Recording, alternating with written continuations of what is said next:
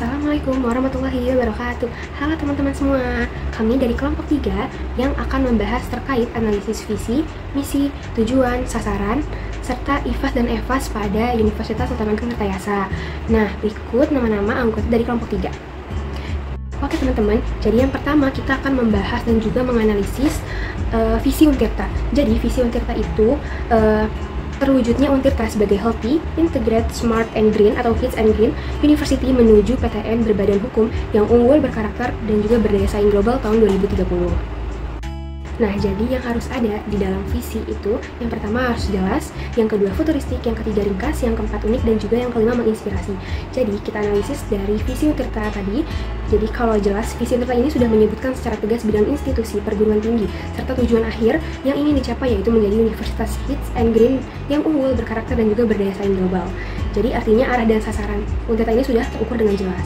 Lalu yang kedua futuristik. Nah, futuristik ini, visi Untirta ini bersifat futuristik karena menggambarkan orientasi masa depan dengan target waktu yang jelas yaitu tahun 2030. Lalu yang ketiga ringkas. Jadi visi Untirta ini dirumuskan dalam satu kalimat efektif langsung dan menggambarkan inti tujuan. Jadi meskipun singkat, maknanya itu padat dan juga mencakup berbagai aspek penting. Lalu yang keempat ada unik. Jadi penggunaan konsep Healthy, Integrated, Smart and Green atau HITS and Green University menjadi ciri khas yang membedakan Untirta dari universitas lain. Jadi HITS and Green ini mencerminkan keunggulan spesifik yang menonjolkan keseimbangan antara kecerdasan, kesehatan, dan juga keberlanjutan lingkungan. Lalu yang kelima itu menginspirasi. Nah, visi di Untirta ini mengandung unsur motivasi dan semangat perubahan bagi seluruh sivitas akademika. Jadi kayak mendorong dosen, mahasiswa, dan juga tenaga kependidikan untuk bersama-sama mewujudkan visi tadi ya, menjadi universitas yang unggul, berkarakter, berdaya saing global, serta berwawasan lingkungan sesuai dengan perkembangan zaman. Baik, selanjutnya itu ada 3 misi Untirta. Yang pertama itu ada meningkatkan kualitas, relevansi, dan daya saing pendidikan, serta lulusan yang unggul, berkarakter, dan berdaya saing. Lalu yang kedua ada meningkatkan kualitas dan kuantitas penelitian dan pengabdian kepada masyarakat yang inovatif, berbasis kebutuhan nyata, sesuai dengan perkembangan zaman. Lalu yang ketiga itu ada meningkatkan daya dukung tata kelola perguruan tinggi yang baik sebagai implementasi dari Health, Integrated, Smart and Green atau biasa disebut dengan HITS Green University. Lalu selanjutnya, semua misi Untirta tadi kita analisis menggunakan 5 karakteristik misi organisasi.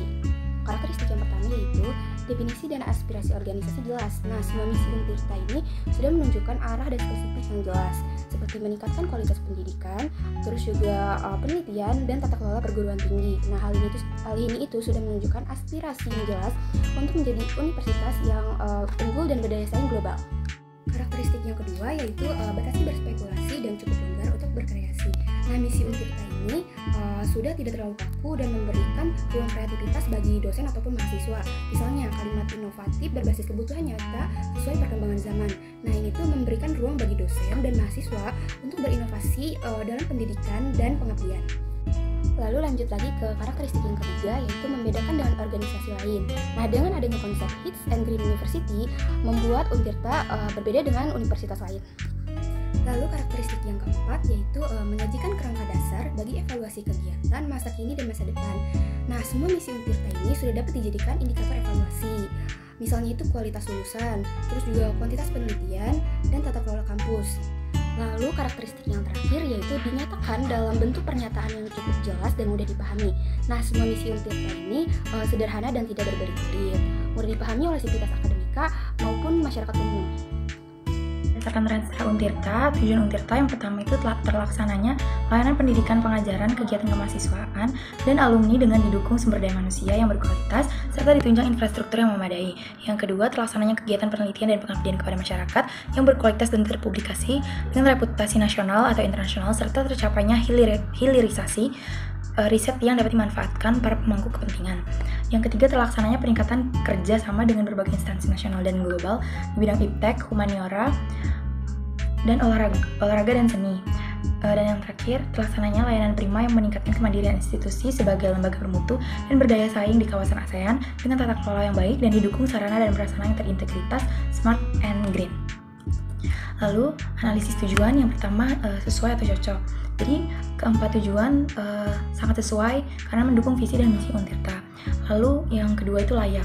Tujuan-tujuan seperti media layanan pendidikan berkualitas, melakukan penelitian yang terpublikasi, meningkatkan kerjasama internasional, dan menjalankan tata kelola yang smart dan green. Ini realistis karena mereka spesifik dan terukur, misalnya dengan fokus pada sumber daya manusia serta infrastruktur yang memadai. Terus yang ketiga itu fleksibel. Jadi tujuan-tujuan Untirta itu sudah cukup fleksibel karena mereka dirancang untuk beradaptasi dengan perubahan sehingga bisa disesuaikan dengan perkembangan teknologi, isu lingkungan, atau tantangan global dengan menekankan inovasi dan kolaborasi yang terus diperbaharui. Yang keempat, motivasi.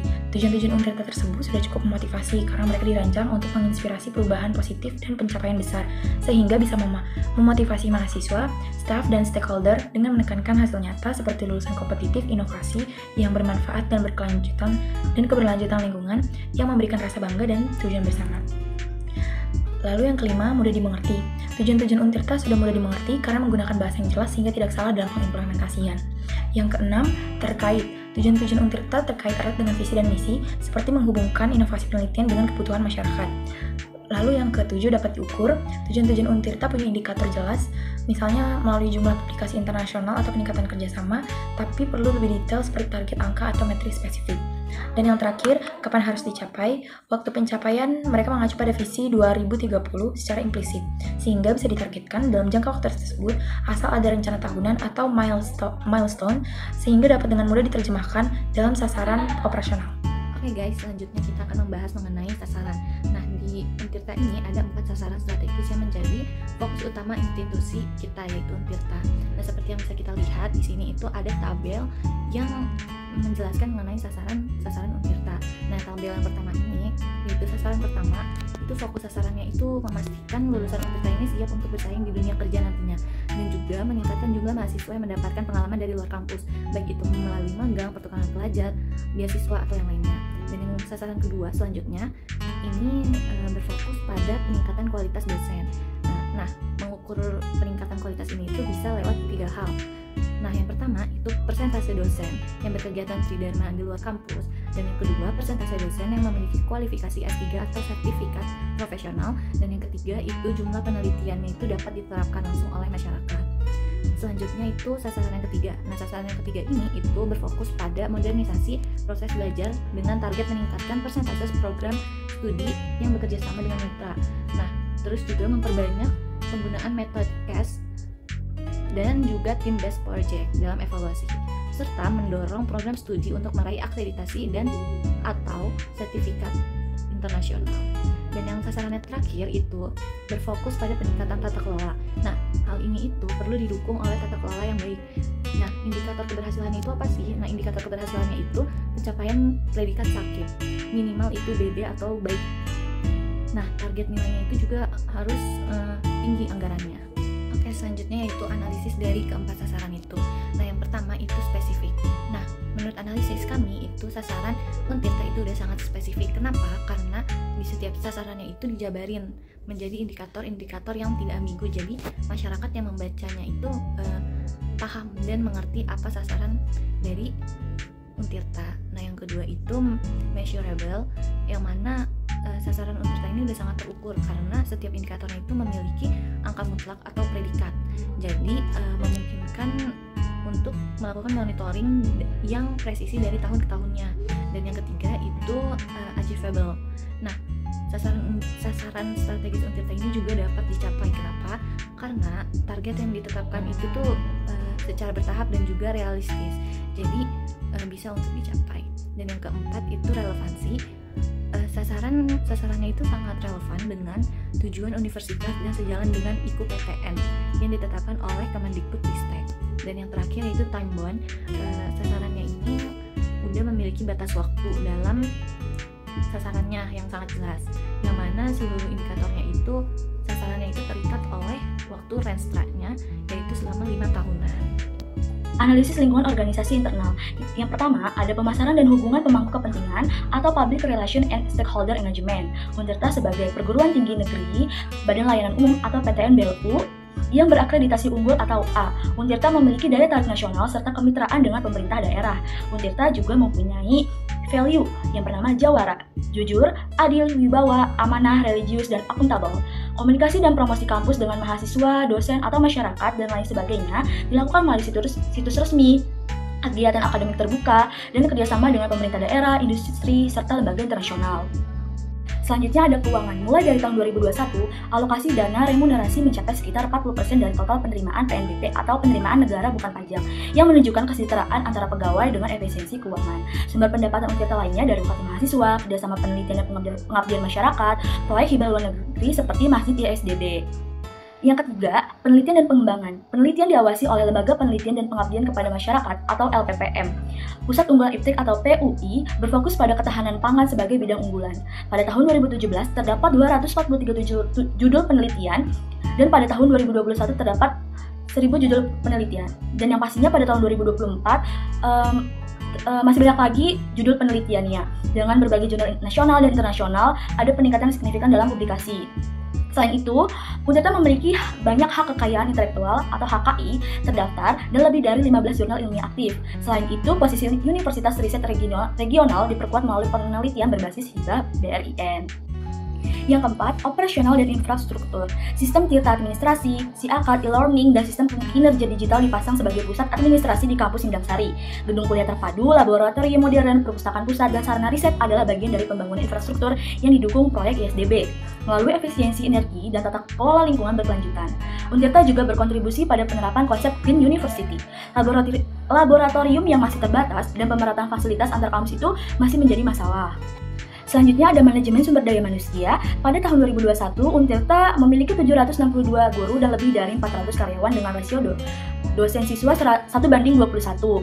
Menurut target Renstra 2020 sampai 2024, revisi 2023, proporsi dosen bergelar doktor atau S3 diharapkan meningkatkan hingga 30% pada 2024. Selain itu, akan ada peningkatan jumlah guru senior melalui program percepatan karir dan beasiswa doktoral yang dibantu oleh Islamic Development Bank.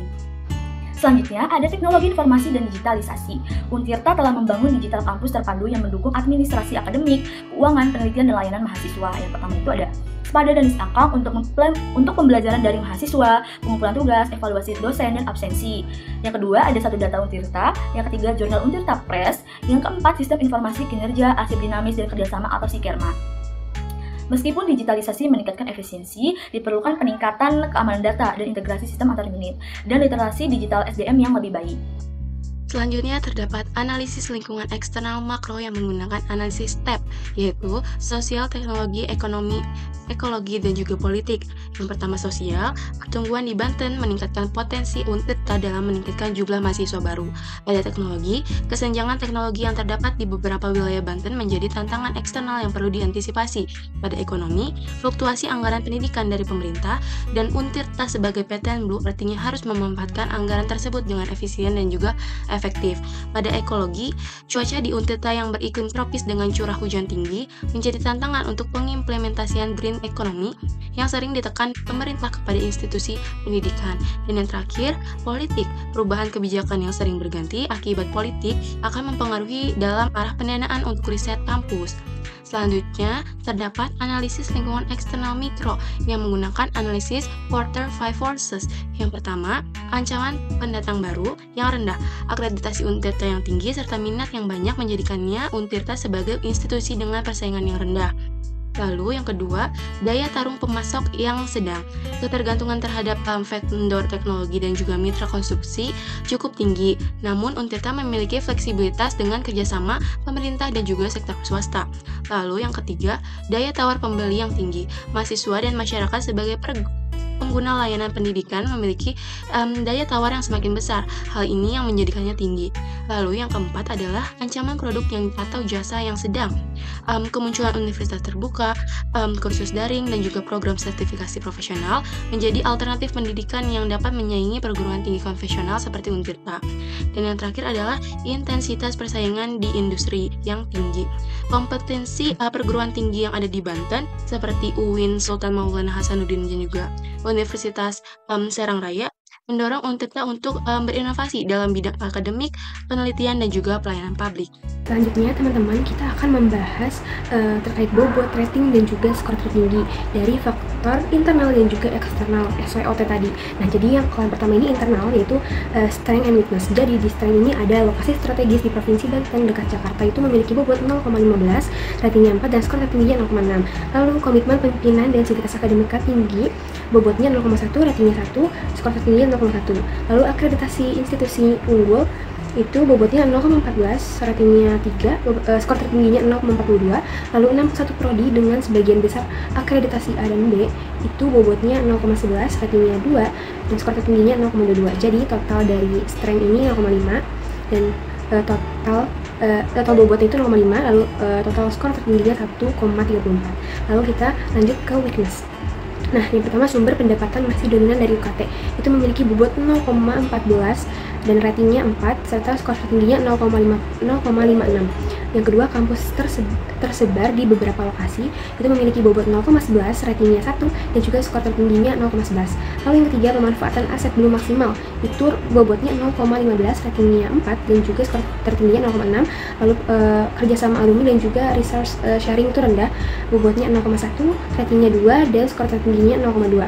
Nah, total dari weakness juga 0,5, jadi total bobot dari strength and weakness itu 1. Terus skor tertingginya total IFAS itu minus 0,13. Selanjutnya itu faktor eksternal, ada OT yaitu opportunity dan threats. Nah, di opportunity yang pertama amanat UU alokasi dana pendidikan 20% memiliki bobot 0,15, ratingnya 4 dan skor tertinggi 0,6. Nah, yang kedua PP nomor 23 2005 tentang pola keuangan BLU memiliki bobot 0,12, ratingnya 3 dan skor tertinggi 0,36. Lalu yang ketiga, banyaknya BUMN dan swasta di Banten itu memiliki bobot 0,1, ratingnya 2 dan skor tertingginya 0,2. Lalu tuntutan stakeholder terhadap kontribusi Untirta memiliki bobot 0,13, ratingnya 3 dan skor tertingginya 0,39. Jadi total dari bobot opportunity itu 0,5, skor tertingginya 1,55. Lalu kita masuk ke yang traits, itu yang pertama persaingan ketat antar perguruan tinggi, itu memiliki bobot 0,14, ratingnya 4 dan skor tertingginya 0,56. Lalu ancaman globalisasi tenaga kerja dan peningkatan tuntutan kompetensi itu memiliki bobot 0,11, ratingnya 3 dan skor tertingginya 0,33. Lalu tuntutan transparansi dan juga akuntabilitas memiliki bobot 0,1, ratingnya 2 dan juga skor tertingginya 0,2. Lalu tingkatan ketergantungan tinggi pada dana pemerintah dan PHLN itu 0,5, bobotnya ratingnya 4 dan skor tertingginya 0,6. Jadi total dari bobotnya si trade itu juga 0,5, jadi totalnya 1. Lalu skor tertingginya minus 0,14. Dan udah tertera jelas juga ya pada kuadrannya, itu ada kuadran 1, 2, 3, dan 4 XY, itu ada peluang dan juga ancaman. Ada kuadran 1 itu kekuatan, kuadran 2 kelemahan, kuadran 3 kekuatan, dan kuadran 4 juga kelemahan. Jadi hasil analisis IFAS dan EVAS ini menunjukkan bahwa Untirta ini berada pada kuadran 4, yang berarti posisi institusi ini tidak menguntungkan karena dihadapkan pada kelemahan internal dan juga ancaman eksternal yang besar. Skornya itu X besar minus 0,13 menandakan kelemahan dan lebih dominan dibanding kekuatan, sedangkan Y sebesar minus 0,14 menunjukkan adanya ancaman yang lebih besar daripada peluang.